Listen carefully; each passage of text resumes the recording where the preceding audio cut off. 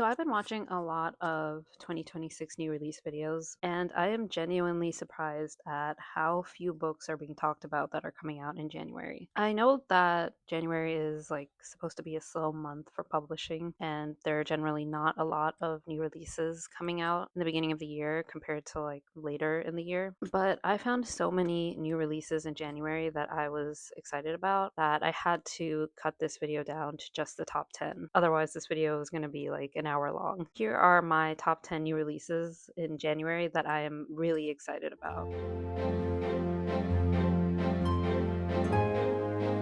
A Killer Kind of Romance by Letizia Lorini. It follows this podcaster, Scarlett Moore, who mostly focuses on like gritty crime fiction. But then she's asked to sort of take over on the network's romance show, and she hates it.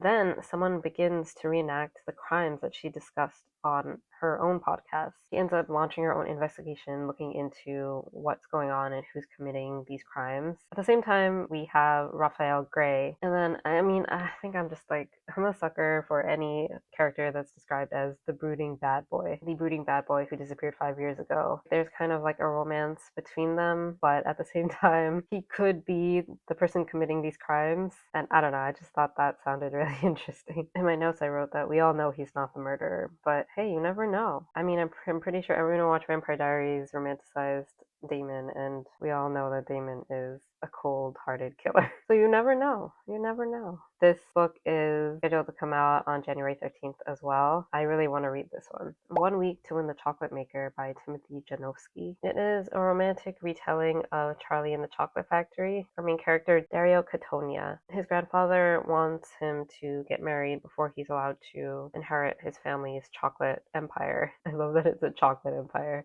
Can you imagine owning like a chocolate factory and like all the free samples you would get? But anyway, if he doesn't get married, he won't inherit his family's chocolate empire, and it will go to his philandering little brother. He also suffers from agoraphobia, which keeps him locked away from the rest of the world. Same. Honestly, how can he put himself out there and meet the one if he literally can't put himself out there? So he does like a little bachelor sort of situation, a competition, a global competition.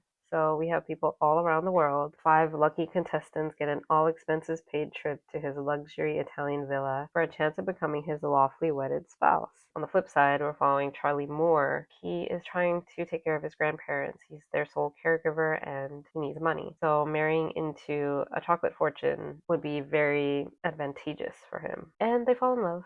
Obviously, as romances always go, I'm sure there's some kind of conflict. This is expected to release on January 27th. To Ride a Rising Storm by Moniquill Blackgoose. This is the second book in the Nampeshwistit.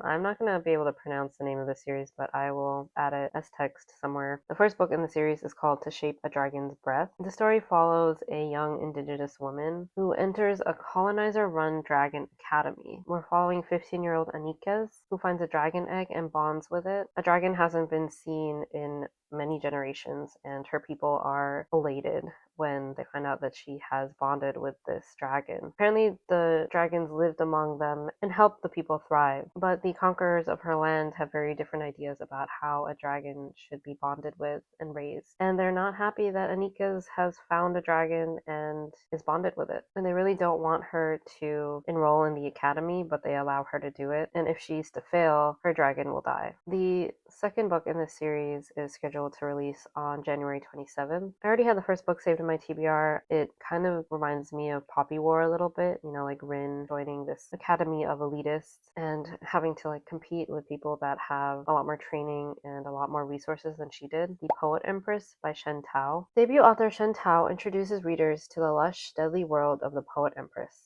A sweeping, epic, and intimate fantasy perfect for fans of The Serpent and the Wings of Night, The Song of Achilles, and She Who Became the Sun. I have never read Song of Achilles or She Who Became the Sun, but I have read Serpent and the Wings of Night, and I really enjoyed that. If this book is anything like that, I'm probably going to enjoy this one too. And we're following our main character, Wei Yin. Her family and village are on the brink of starvation, and she's grieving the 5th death of a sibling, and she's desperate to do anything she can to protect those that she loves. So she decides to offer herself as a concubine to the cruel heir of the beautiful and brutal Azalea House. A civil war breaks out. She's kind of stuck in the middle of this war at the side of the violent prince. And I think there's a magic system that is based on poetry, so you're able to write spells through poetry. So Wei Yin kind of becomes a poet in a world where women are not allowed to read. There is a warning for this book that it explores darker themes, subjects, and scenes that may not be suitable for all readers. There is an author's content note at the beginning of the book, so if you are sensitive to any triggers, I might not pick up this book. I'm really excited about this book. I think this is probably going to be on my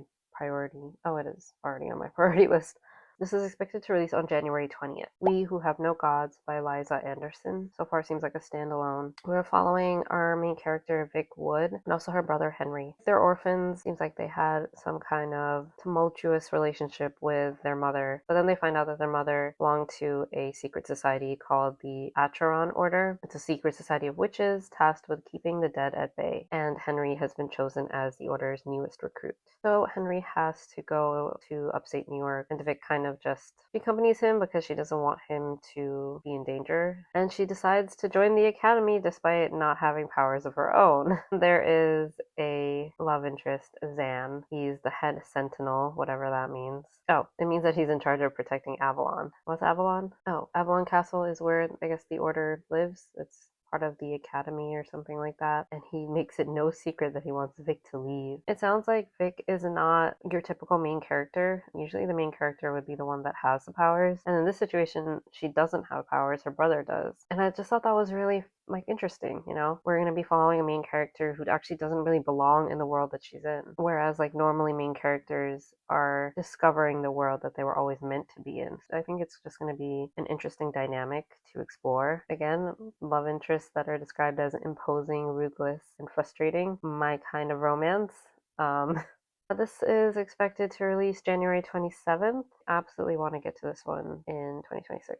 The Murder at World's End by Ross Montgomery. It's the first book in the Stockingham and Pike series. This is a mystery and it's also historical fiction. It takes place in Cornwall, 1910. There's this Viscount and he believes that the world is coming to an end, like the apocalypse is coming. So he seals up his house in anticipation of this apocalypse. He's found dead the next morning, shot by his own crossbow. Nobody else was in the house, and it should have been completely shut in from the inside. There's a new under butler that was recently hired at the Viscount's home. This under butler was just released from prison for a crime that he supposedly did not commit, but he's still under suspicion of killing the Viscount. He doesn't really have any allies except for the Viscount's mom. She believes that the under butler is innocent and decides to help him. It reminds me of some of the other mystery novels that have been coming out, like the Thursday Murder Club, the Vera Wong series. It sounds like it's going to be a fun time, a cozy mystery. It sounds like a book that is not really taking itself too seriously. This is expected to release January 6th. Hemlock by Melissa Faliveno. We're following a woman, Sam, who has a fairly stable, happy life in Brooklyn, so she decides to go to her old family's cabin in the woods,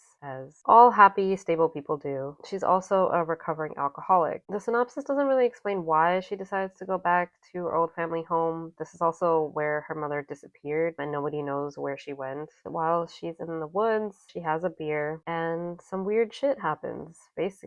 It sounds like she starts to hallucinate a little bit. She starts to hallucinate a lot. She feels like someone is watching her. I think this book stood out to me because it's not clear if the threat is real or if it's something that's in her mind. Inner demons have always been interesting to me from a psychological standpoint, maybe because my inner demons are so active. Yeah, it just sounds like it's going to be a weird time. This book is expected to release on January 20th. The Age of Calamities by Senaa Ahmad. It's a collection of short stories that talks about alternate universes where historical events didn't happen the way that they did in our universe. And it sounds like each story has a bit of a genre twist. For example, there's a story following the history of King Henry VIII and Anne Boleyn, and as we all know, the king wants Anne Boleyn dead. But in this story, she keeps coming back to life. I think the premise is really interesting. This is expected to release January 13th. The next book is another collection of short stories, I Could Be Famous by Sydney Rende. For fans of Homesick for Another World and HBO's Girls, a magnetic debut story collection following 10 ambitious women and one male superstar as they pursue their desires, however diluted, for more. I think each of the characters of the stories, in pursuit of their desires, spiral in their own way. I'm expecting this to be pretty dark and to make a lot of social and political statements about media today and about what we're willing to do to gain that popularity. From the dazzling to the mundane, Rende's brilliant, unnerving, cynical stories hold a mirror to our obsession with how we're perceived and our ache to be adored. Above all else, I Could Be Famous is a love letter to big ambitions and bigger dissatisfactions, belief in ourselves, and the fascination we hold with the idea that we could somehow, someday be famous. This is expected to release on January 13th. This next book is categorized as a historical fiction, but it's set in 1986. It's wild to me that 1986 is considered historical fiction now. I mean, to be fair, it was 40 years ago. How to Commit a Postcolonial Murder by Nina McConigley. The story follows two sisters, Georgie and Agatha. They live in rural Wyoming and they're welcoming their aunt, uncle, and young cousin from India to stay with them. And then at some point, the sisters, I guess, decide that it's time for their uncle to die. A bold, inventive, and fiercely original debut novel that begins with an uncle dead and his tween niece's private confession to the reader. She and her sister killed him, and they blame the British. At its heart, the tale she weaves is a vivid portrait of an extended family, a moving story of sisterhood, a playful ode to the 80s, a murder mystery of sorts, and an unexpected and unwaveringly powerful meditation on history and language, trauma and healing, and the meaning of independence. This book is expected to release on January 20th, and I'm really looking forward to reading this one. Those are all the books that I am excited about that are coming out in January 2026. Let me know if you guys have heard of any of these books, if any of them are on your TBRs. I think I'm probably going to make this into a series where I talk about the books that are going to be coming out in the next month. So in January, expect to see a February 2026 new releases video. Thank you so much for watching. I will see you guys soon.